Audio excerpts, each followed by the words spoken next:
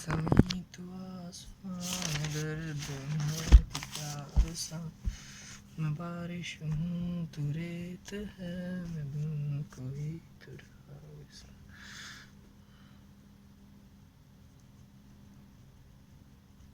Chhotu Ram. Hello दोस्तों, मैं हूं आपका दोस्त अंकित और आपके सामने आज मैं एक छोटा सा टॉपिक शेयर करने आया हूं। छोटू राम जी, इनकी बायोग्राफी के बारे में पढ़ेंगे हम और इनसे रिलेटेड 2-3 करंट अफेयर क्वेश्चन बनते हैं, प्लस हरियाणा के जो भी करंट अफेयर के 4-5 से हम अच्छे अच्छे करंट अफेयर कवर करेंगे इस वीडियो में। ठीक है दोस्तों, तो चलो शुरू करते हैं छोटू राम जी से। छोटू राम एक ऐसा बंदा जो सदैव किसानों के हित के बारे में सोचता था। तो हमेशा इन्होंने जो भी अपने जीवन में काम किए, किसानों के हित में काम किए हैं। ठीक है, तो अब हम आते हैं उनके जन्म पर। जन्म की मैं अगर बात करूँ तो उनका जन्म हुआ था 24 नवंबर 1881 को। छोटू राम का जन्म 24 नवंबर 1881 को गढ़ी सांपला, जो कि कहाँ पे पड़ता है, रोहतक में। रोहतक में इनका, गढ़ी सांपला रोहतक में इनका जन्म हुआ था। ठीक है, उसके बाद मैं बात करूं, यहीं से अब एक करंट अफेयर क्वेश्चन बन के आता है कि लास्ट ईयर जो है ना, हमारे वर्तमान प्रधानमंत्री नरेंद्र मोदी जी ने इस गांव का नाम बदलकर, ये अब करंट अफेयर क्वेश्चन है, छोटू राम नगर रख दिया है। ठीक है, गढ़ी सांपला का नाम बदलकर छोटू राम नगर रख दिया है। उसके बाद मैं बात करूं, यहाँ पे इनकी 64 फीट ऊंची मूर्ति लगाई गई है और इस मूर्ति के मूर्तिकार राम सुतार जी हैं। ये वही राम सुतार जी हैं जिन्होंने हमारे देश के लौह पुरुष सरदार वल्लभ भाई पटेल की भी मूर्ति इन्हीं के द्वारा बनाई गई है। ठीक है, सरदार वल्लभ भाई पटेल, राम सुतार जी से संबंधित भी 2 जी के करंट अफेयर क्वेश्चन हो गए हैं कि अगर हमसे पूछे कि छोटू राम जी की मूर्ति के मूर्तिकार कौन है, राम सुतार जी। अगर हमसे ये पूछ ले कि सरदार वल्लभ भाई पटेल की जो मूर्ति है उसके मूर्तिकार कौन है, राम सुतार जी। छोटू राम जी की मूर्ति कितनी फीट मीटर ऊंची है, 164 फीट ऊंची है। ठीक है, और ये जो सरदार वल्लभ भाई की पटेल की जो मूर्ति है वो है दुनिया की सबसे ऊंची मूर्ति, 182 मीटर। दुनिया की सबसे ऊंची मूर्ति है 182 मीटर। अब ये बनी है, लेकिन इससे पहले कौन सी थी, स्टैच्यू ऑफ लिबर्टी, जिसकी ऊंचाई थी 93 मीटर। पहले ये सबसे ऊंची थी, लेकिन अब ये हो गई है। ठीक है, दुनिया की सबसे ऊंची मूर्ति की बात कर रहा हूँ मैं, ना कि बिल्डिंग की। ठीक है, ध्यान रखना। उसके बाद हमेशा HSC एक क्वेश्चन पूछती है छोटू राम से रिलेटेड कि छोटू राम ने अपनी लॉ की पढ़ाई कहाँ से की। लॉ की पढ़ाई छोटू राम ने अपनी लॉ की पढ़ाई की थी आगरा से। HSC द्वारा बहुत बार ये क्वेश्चन पहले पूछा गया है। ठीक है, आप ध्यान रखना इसका। अब इनकी लॉ की पढ़ाई से भी एक मिस्ट्री जुड़ी हुई है कि क्योंकि ये एक गरीब किसान परिवार से संबंध रखते थे, तो इनकी उस टाइम ऐसी ज़्यादा अच्छी कंडीशन नहीं थी। तो छज्जू राम जो है, छज्जू राम जी थे, छज्जू राम जी जो कि हिसार से संबंध रखते थे, बहुत ही दानवीर इंसान ये माने जाते हैं उस समय के। तो उन्होंने इनको 1903 में रुपए दिए थे लॉ की पढ़ाई करने के लिए कि भाई छोटू राम जी आप अपनी पढ़ाई को कंटिन्यू रखिए। अच्छा, उसके बाद आते हैं छोटू राम। तो इनका नाम इसलिए था क्योंकि ये परिवार में सबसे छोटे थे। एक्चुअल में अगर आज ऐसे ये क्वेश्चन पूछ ले कि छोटू राम के बचपन का नाम क्या था, तो वो था रिचपाल। ठीक है, छोटू राम के बचपन का नाम क्या था, रिचपाल। उसके बाद मैं बात करूँ तो 1916 में उन्होंने, देखो छोटू राम जी ने ना हमेशा किसानों के हित में काम किया था। तो 1916 में इन्होंने एक अखबार चलाया था, जाट गजट, जिसमें देश में किसानों की जो बिल्कुल ख़राब स्थिति है उसके बारे में उन्होंने बार बार बताया कि देखो किसानों की कितनी हमारे देश में ख़राब हालत है। ठीक है, तो अगर क्वेश्चन आ जाए पेपर में कि जाट गजट किसके द्वारा बना अखबार निकाला गया था, तो छोटू राम इसका उत्तर होगा। लेकिन ये पूछ ले कब, तो 1916। 1916 में छोटू राम ने जाट गजट पेपर निकाला था। ठीक है, आप ये बात ध्यान रखना। उसके बाद बात आती है कि जाट गजट निकलता कहाँ से है, निकला कहाँ से था। तो उस मैं बात करूँ कि जाट गजट निकला कहाँ से था, तो जाट गजट रोहतक से, जाट गजट रोहतक से निकला था। ठीक है, अब उस समय गांधी जी का युग था, कांग्रेस सरकार की सबसे सर्वश्रेष्ठ सरकार मानी जाती थी। तो मैं उसके बाद बात करूं कि उनका जो अगर 1916 से 1920, 1916 से 1920 तक वो कांग्रेस के साथ जुड़े रहे, कांग्रेस से जुड़े रहे। अगर क्वेश्चन ये पूछ लिया जाए कि छोटू राम जी का जो प्रारंभिक राजनीतिक सफ़र है कौन सी पार्टी से संबंधित है, तो उनका जो है कांग्रेस, 1916 से 1920 में उन्होंने कांग्रेस पार्टी के साथ काम किया था। ठीक है, उसके बाद बात आती है कि उन्होंने देखा कि इस पार्टी से जुड़ने के बाद वो है ना किसानों के हित में कोई काम नहीं कर पा रहे हैं, तो उन्होंने 1920 में इस पार्टी को छोड़ दिया। ठीक है, फिर उन्होंने खुद की एक पार्टी बनाई थी 1923 में। ठीक है, उस पार्टी का नाम था यूनियनिस्ट पार्टी। ठीक है, अगर पेपर में क्वेश्चन आ जाए कि यूनियनिस्ट पार्टी की स्थापना किसने की, तो सीधा जवाब होगा, आंसर होगा छोटू राम जी ने। ठीक है, लेकिन इन्होंने अकेले ने नहीं की थी, इनके साथ सहयोग दिया था फजल हुसैन ने। ठीक है, फजल हुसैन के साथ मिलकर इन्होंने यूनियनिस्ट पार्टी की स्थापना की थी। अच्छा, इन्होंने प्रथम वर्ल्ड वॉर चल रहा था, तो अंग्रेज़ों ने कहा कि भैया हमें सैनिकों की जरूरत है, तो सैनिकों को भेजो। तो छोटू राम ने उस समय सबसे ज़्यादा सहयोग दिया था प्रथम विश्व युद्ध में सैनिकों को भेजने के लिए। तो उन्होंने उस समय 22,144 मात्र हरियाणा से 22,144 सैनिक उन्होंने प्रथम विश्व युद्ध में भेजे थे। ठीक है, उसके बाद 23 के बाद आ जाते हैं हम 1924 पे। 1924 पे उन्होंने क्या किया, देखो मैं सीरीज चला दूंगा 16 से 20, उसके बाद उनकी नेक्स्ट अचीवमेंट 23 में, उसके बाद उनकी 24 में अचीवमेंट थी एक कि अचीवमेंट ही कह सकते, मतलब कुछ भी समझो आप। जैसे कि 1916 में उन्होंने 16 से 20 कांग्रेस से जुड़े, 23 में यूनियनिस्ट पार्टी की स्थापना करी, किसके साथ, फजल हुसैन के साथ।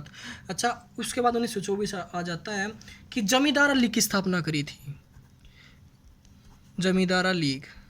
ठीक है, 1924 में उन्होंने जमींदारा लीग की स्थापना करी थी। इसमें भी उन्होंने किसानों के हित में जैसे कि आंदोलन किए जमींदारा लीग की स्थापना करके। ठीक है, किसानों मतलब हमेशा ही इन्होंने किसानों के फेवर में काम किए थे, क्योंकि ये कहते हैं ना कि किसी इंसान में खुद में बीतती है तो तभी वही उस बात को सबसे ज़्यादा महसूस कर सकता है। तो ये खुद किसान परिवार से थे, इसके पिताजी खुद एक किसान थे। ठीक है, और उनकी क्या था उस समय कि वो साहूकारों से पैसे ले लेते थे लेकिन उनसे चुका नहीं जाते थे, तो उनको बहुत सारी जैसे कि बेइज्जती वगैरह का सामना करना पड़ता था। ठीक है, अब 1924 में जमींदारा लीग बना दी, लेकिन चलते चलते यूनियनिस्ट पार्टी जो है 1937 में जीत गई। अगर क्वेश्चन आ जाए कि यूनियनिस्ट पार्टी को जीत की प्राप्ति कब हुई, तो 1937 इसका आंसर हो जाएगा। लेकिन क्वेश्चन आ जाए, सबसे इम्पोर्टेंट बात, अगर क्वेश्चन आ जाए कि जो जीत मिली वो किसके नेतृत्व में मिली, तो इसका आंसर बदल जाएगा दोस्तों।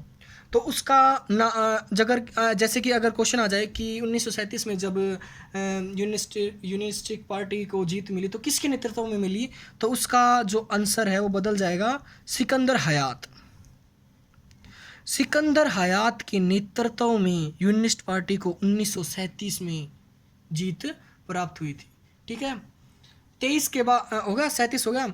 एक बार यहाँ पे आ जाते हैं वापस, 23 के बाद जो 24 आ गया था, 24 के बाद आते हैं चलो 1927 में सैनिक भेजे थे, खुश हो गए अंग्रेज। ठीक है, तो उन्होंने सोचा देखो भाई, वो नॉर्मली होता कोई किसी की हेल्प कर दे तो भाई उनकी हमें उनकी थोड़ा सा सम्मान तो करना ही पड़ता है। तो उनको 1927 में राय बहादुर की उपाधि, ठीक है। 1937 में उनको राय बहादुर की उपाधि से सम्मानित किया गया था। फिर उसी के ही 10 साल के गैप के बाद 1937 में उनको सर की उपाधि से सर छोटू राम को 1937 में सम्मानित किया गया था। ठीक है। फिर मतलब मैं ये तो उनकी खासियत थी कि उन्होंने किसानों के जैसे कि फेवर में हमेशा काम किया है। तो 1938 में 37 के बाद 1938 में उन्होंने मार्केटिंग बोर्ड की स्थापना करी किसानों के लिए। ठीक है। तो अगर क्वेश्चन आ जाए पेपर में कि मार्केटिंग बोर्ड की स्थापना किसने की, या फिर क्वेश्चन आ जाए कि कब की, तो किसने की? छोटू राम ने की। ठीक है, मार्केटिंग बोर्ड की। लेकिन कब की? 1938 में की। ठीक है। अब छोटू राम से रिलेटेड और काफ़ी अच्छी बातें हैं, जैसे कि उनको उपाधियाँ दी गई 1937 में। तो उनको उपाधि दी गई राय बहादुर की, और 37 में दी गई सर की उपाधि। ठीक है। और दीनबंधु उनका, जैसे कि दीनबंधु छोटू राम, कभी भी कोई छोटू राम नहीं बोलता अकेला, वो हमेशा बोलते हैं कि दीनबंधु छोटू राम। ठीक है। दीनबंधु क्यों बोले जाते थे? क्योंकि ये भी एक अच्छे दानवीर थे। ये अपनी सैलरी का 1/3 भाग, ये अपनी सैलरी का 1/3 भाग सदैव दान में देते थे। ठीक है। इसलिए इनको दीनबंधु की उपाधि से, मतलब दीनबंधु इनको कहा जाता था।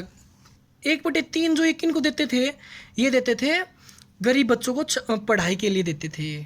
ठीक है। गरीब बच्चों को पढ़ाई के लिए ये पैसे देते थे। छात्रवृत्ति ये अपनी सैलरी का 1/3 भाग देते थे। अच्छा, इनका एक और निक नेम था, जमींदारों का मसीहा या फिर किसानों का मसीहा। ठीक है। अगर क्वेश्चन आ जाए पेपर में कि किसानों का मसीहा किसे कहा जाता है, तो छोटू राम जी को। ठीक है। अगर पेपर में क्वेश्चन आ जाए कि किसानों का मसीहा किसे कहा जाता है, तो इसका आंसर हो जाएगा छोटू राम जी को। ठीक है। इन्होंने और इनके 2 और अच्छे काम है, जैसे कि इन्होंने अंग्रेज़ थे, ब्रिटिश थे, वो मोर की जो है हत्या करते थे, और आई थिंक उनको बना के भी खाते हों। अगर हत्या कर रहे तो बना के तो खाते ही होंगे। तो ठीक है। तो मोर की हत्या पर पाबंद किसने लगवाया था?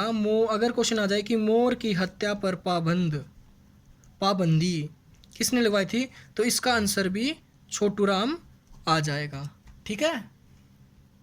उसके बाद हम मैं बात करूँ तो सबसे मेन क्वेश्चन आता है कि भाखड़ा डैम के जन्मदाता, क्या भाखड़ा डैम के जन्मदाता किसे कहा जाता है? तो छोटू राम जी को। भाखड़ा डैम के जन्मदाता किसे कहते हैं? छोटू राम को। ठीक है। अब हमने खूब सारे क्वेश्चन पढ़े। हमने छोटू राम जी के जो है यहाँ से शुरू किया था, 81 से शुरू किया था। अब हम यहाँ पे आते हैं, उनकी मृत्यु कब हुई। यहाँ पे मैंने जन्म लिख दिया है, और यहाँ पे अब मृत्यु लिख दूंगा। ठीक है। तो उनकी मृत्यु कब हुई थी? उनकी मृत्यु 9 जनवरी 1945 को कहाँ हुई? लाहौर में। ठीक है। छोटू राम जी की मृत्यु कब हुई?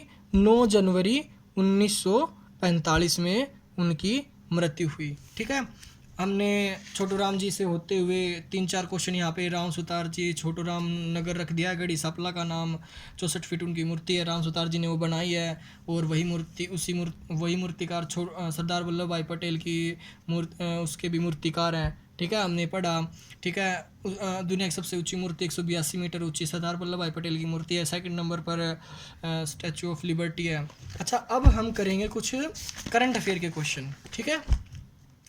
करंट अफेयर के क्वेश्चन की अगर मैं बात करूं, तो जैसे कि करनाल है, इसको मैं थोड़ा ना आपसे फ़नी कह सकते हैं, ट्रिक कह सकते हैं, आप जो भी समझो, मैं आपको थोड़ा इसको उस वे में करवाऊंगा। ठीक है। तो मैं बात करूं ODF प्लस प्लस, ठीक है। ODF जो प्लस प्लस है हमारा करनाल, कि खुले में सोच मुक्त है, वो पहले जैसे पहले भी करनाल ही था प्लस, और अब प्लस प्लस करनाल बन गया है।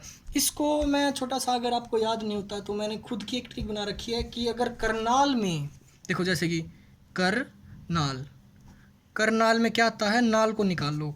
नाल से आपको क्या समझ में आ रहा है, नाला।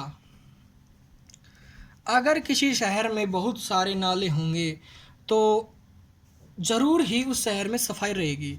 तो ठीक है, तो करनाल में नाला है तो नाले से सारी गंदगी वहाँ से निकल गई, तो वो जो है करनाल है ODF प्लस प्लस हो गया, ठीक है। एक फिर उसके बाद क्वेश्चन आता है कि बेटी बचाओ, बेटी बचाओ, बेटी पढ़ाओ और बेटी अपनाओ, जो चौक है वो कहाँ बनाया गया है, तो वो अंबाला में, ठीक है। अब इसकी भी मैंने एक खुद की छोटी सी ट्रिक बना रखी है। बेटी बचाओ बेटी पढ़ाओ तो सबको याद है, सबको याद है। अब आता है अपनाओ, अपनाओ अंबाला, ए हो गया याद। अपनाओ अंबाला, ए की आवर्ती आ रही है, अनुप्रास अलंकार बन गया, ठीक है। ए की आवर्ती, अपनाओ अंबाला, तो बेटी बचाओ बेटी पढ़ाओ बेटी अपनाओ, अगर क्वेश्चन आ जाए तो अपनाओ याद आते ही आपको अंबाला याद आ जाना चाहिए, ठीक है। उसके बाद हम थोड़ी सी बात करते हैं कि हरियाणा के जो फाइनेंस मिनिस्टर हैं वो कौन हैं, उनके चुनाव क्षेत्र के बारे में बात करेंगे, ठीक है। अगर मैं बात करूं कैप्टन अभिमन्यु, जो कि हरियाणा के वित्त मंत्री हैं, वित्त मंत्री कैप्टन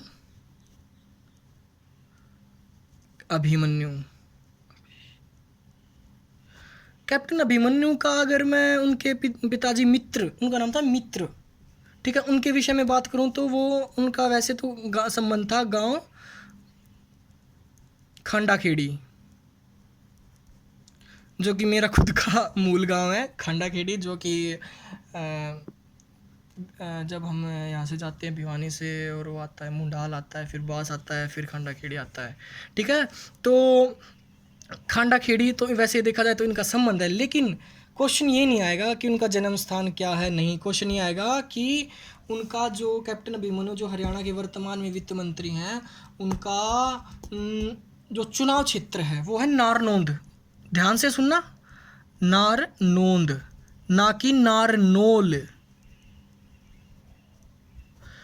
बच्चे कंफ्यूज होते हैं, मैं खुद ही कंफ्यूज हो गया था कि नारनौल और नारनौंद, मुझे तो याद ही रहेगा भाई, मैं तो खुद ही उस गांव से थोड़ा सा बिलोंग करता हूँ, नारनौंद हमारे वहाँ से 10 किलोमीटर दूर है सिर्फ, ठीक है। तो नारनौंद और नारनौल, ठीक है, नारनौल महेंद्रगढ़ में पड़ता है, ठीक है, और नारनौंद कहाँ पे पड़ता है, हिसार जिले में, ठीक है। और ये कैप्टन अभिमन्यु जी का चुनाव राजनीतिक क्षेत्र है, ठीक है। उसके बाद मैं बात करूँ हमारे स्वास्थ्य मंत्री अनिल विज, अनिल विज, ये हमारे हरियाणा के स्वास्थ्य मंत्री हैं, ठीक है। तो इनका चुनाव क्षेत्र क्या है, अंबाला कैंट, अनिल विज जी का चुनाव क्षेत्र अंबाला कैंट है।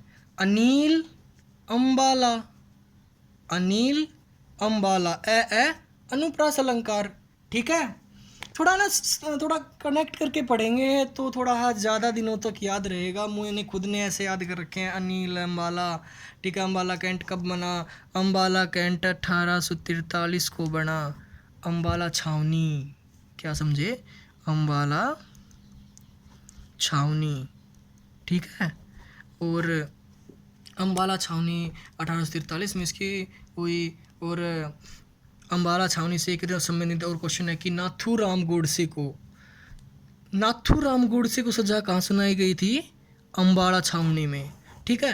देखो अंबाला छावनी का नाम अगर आपके दिमाग में आए तो आते ही समझ लेना कि भाई अंबाला छावनी 1843, ठीक है, या फिर अंबाला कैंट, अंबाला छावनी की बात है। अंबाला कैंट 1843, अनिल विज, नाथूराम गोडसे को वहाँ पे सजा सुनाई गई थी, ठीक है। ये आपको एकदम सीधे आपके दिमाग में आ जाना चाहिए, चीज़ों को थोड़ा ना कनेक्ट करके, मतलब मैं तो ऐसा ही करता हूँ थोड़ा सा, मुझे तो आई थिंक थोड़ा सा याद ही रह जाता है कि जैसे कि जैसे ही मेरे दिमाग में अम्बाला कैंट या अम्बाला छावनी नाम आता है तो 1843 अनिल विज और नाथुराम गोडसे को क्या मिली थी, फांसी की सजा। ठीक है, अच्छा हो गया इतना। और उसके बाद मैं बात करता हूँ कि जो हरियाणा पंजाबी साहित्य अकादमी, हरियाणा पंजाबी साहित्य अकादमी के जो चेयरपर्सन हैं वो हैं देखो पंजाबी है, पंजाबी का आपको पता ही है, पंजाबी होगा नॉर्मली, ऐसे ऐसे ज़रूरी नहीं है, लेकिन थोड़ा सा सोच लो आपकी जो है पंजाबी का पंजाबी ही होगा। ठीक है, आप ऐसे सोच लो। ठीक है, तो वो हैं गुरविंदर सिंह, गुरविंदर सिंह। ठीक है, ओके दोस्तों, जैसे कि हमने पढ़ा छोटू राम जी के बारे में, जन्म बचपन का नाम रिछपाल, जन्म बचपन का नाम रिछपाल, जन्म 24 नवंबर 1800, थोड़ा छोटा सा क्विक रीज़न करते हैं। ओके ठीक है, छोटू राम जी का बचपन का नाम रिछपाल, उनका छोटू राम इसलिए बोलते थे क्योंकि इनके बचपन में फैमिली में सबसे छोटे थे। ठीक है, किसान परिवार से संबंध रखते थे। 24 नवंबर 1881 को गढ़ी सांपला रोहतक में इनका जन्म हुआ। वर्तमान में गढ़ी सांपला का नाम बदलकर छोटू राम नगर रख दिया गया है, जहाँ पर उनकी 64 फीट ऊंची जो है मूर्ति लगाई गई है, जो कि डिज़ाइन की गई है राम सुतार जी के द्वारा। ठीक है, राम सुतार जी ये वही आदमी हैं जिन्होंने सरदार वल्लभ भाई पटेल की मूर्ति बनाई है, जो कि दुनिया की सबसे ऊंची मूर्ति है, 182 मीटर। सबसे ऊंची ये हो गई मूर्ति, ना कि इमारत। और दूसरी पे कौन है, स्टैच्यू ऑफ लिबर्टी, जो कि 93 मीटर ऊंची है। लॉ की पढ़ाई उन्होंने आगरा से की। छज्जू राम ने उनको पैसे दिए 1903 में। अगर पेपर में आ जाए कि जाट गजट पेपर किसने चलाया, तो छोटू राम। कब चलाया, 1916 में। ठीक है, उसके बाद जाट गजट कहाँ से निकलता था, रोहतक। उनका जो प्रारंभिक राजनीतिक सफ़र किसके साथ था, कांग्रेस के साथ था 1916 से 1920 में, लेकिन उन्होंने 1920 में कांग्रेस पार्टी को छोड़ दिया। ठीक है, फिर 1923 में उन्होंने यूनियनिस्ट पार्टी की स्थापना करी फजल हुसैन के साथ मिलकर। लेकिन क्वेश्चन आए कि जब 1937 में वो पार्टी जीती तो उसका नेतृत्व किसने किया, तो सिकंदर हयात ने। ठीक है, 1924 में उन्होंने जमींदार अली की स्थापना करी। 27 में उन्होंने राय बहादुर की उपाधि मिली। 10 साल के गैप के बाद 37 में उनको सर की उपाधि मिली। 38 में उन्होंने मार्केटिंग बोर्ड की स्थापना करी। उनको दीनबंधु की उपाधि दी गई क्योंकि वो अपनी सैलरी का 1/3 हिस्सा छात्रों, गरीब बच्चों की छात्रवृत्ति के लिए देते थे। दीनबंधु छोटू राम। ठीक है, उसके बाद किसानों का मसीहा कहा जाता था। क्वेश्चन आए अगर पेपर में कि किसानों का मसीहा किसे कहा जाता है, तो छोटू राम जी को। मोर की हत्या पर पाबंद लगवाया उन्होंने। भाखड़ा डैम के जन्मदाता, बिलासपुर का राजा मान नहीं रहा था, उसको मनाया इन्होंने। तो भाखड़ा डैम का जन्मदाता सर छोटू राम। ठीक है, उसके बाद हमने पढ़ा कि ODF++ कौन सा है, करनाल है। अच्छा, करनाल में नाला है तो नाले से सारा गंद निकल गया, इसलिए वो ODF++ हो गया। ये हमने कनेक्ट करके पढ़ा। बेटी बचाओ बेटी पढ़ाओ बेटी अपनाओ, एक चौक बनाया गया है, वो कहाँ पे बनाया गया है, अम्बाला में। अपनाओ अम्बाला, की आवृत्ति आ रही है, अनुप्रास अलंकार। ठीक है, उसके बाद हमने पढ़ा वित्त मंत्री कैप्टन अभिमन्यु, जो कि वर्तमान में है। इनका वैसे पिताजी का मतलब इनका संबंध खांडा खेड़ी गाँव में से है, लेकिन इनका ये आएगा नहीं, आएगा कि इनका जो चुनावी क्षेत्र कौन सा है, तो वो है नारनौंद। नारनौंद ध्यान रखना, ना कि नारनौल। ठीक है, उसके बाद हमने छोटा सा कोई करंट अफेयर एक और क्वेश्चन पढ़ा कि अनिल विज, जो कि वर्तमान में स्वास्थ्य मंत्री हैं, तो वो हैं अम्बाला कैंट। ठीक है, अम्बाला कैंट उनका चुनावी क्षेत्र है। ठीक है, और चुनाव क्षेत्र उनका अम्बाला कैंट। और फिर अम्बाला कैंट से हमने रिलेट किया कि 1843 में अम्बाला कैंट या छावनी बोल सकते हैं, उसकी स्थापना हुई। फिर हमने पढ़ा कि हरियाणा पंजाबी साहित्य अकादमी गुरविंदर सिंह हैं। ठीक है दोस्तों, आज हमने इतना पढ़ा है और आशा करता हूँ आपको पसंद आएगा। और अगर ऐसे ही जैसे कि आज मेरी पहली कोशिश है, तो अगर मैं चाहता हूँ कि मैंने कैसा मतलब कि मेहनत की है, कैसी है, तो आप मुझे फीडबैक ज़रूर दीजिएगा। ठीक है, कि मैंने तेज़ बोला है या स्लो बोला है या मेरी राइटिंग गंदी है, ये ज़रूर बताइएगा, क्योंकि मुझे खुद को ही महसूस हो रहा है मेरी राइटिंग गंदी है। तो आप बस जैसे कि एक एक हिंदी व्याकरण में एक शब्द होता है छिंद्रानवेली, ठीक है, जो हमेशा छोटी छोटी कमी निकालता रहे। क्या नाम है? छिंद्रानवेली। छिंद्रानवेली शब्द होता है हिंदी व्याकरण में एक वह आदमी जो सदैव छोटी छोटी गलतियां निकालता रहे। तो आप प्लीज़ एक दिन के लिए छिंद्रानवेली बन जाइए। तो और मेरे वीडियो में जो जो भी कुछ कमी है आप कमेंट में कमेंट में भी बता सकते हो और पर्सनल कॉल भी करके बता सकते हो। ठीक है, धन्यवाद दोस्तों, जय हिंद, जय भारत।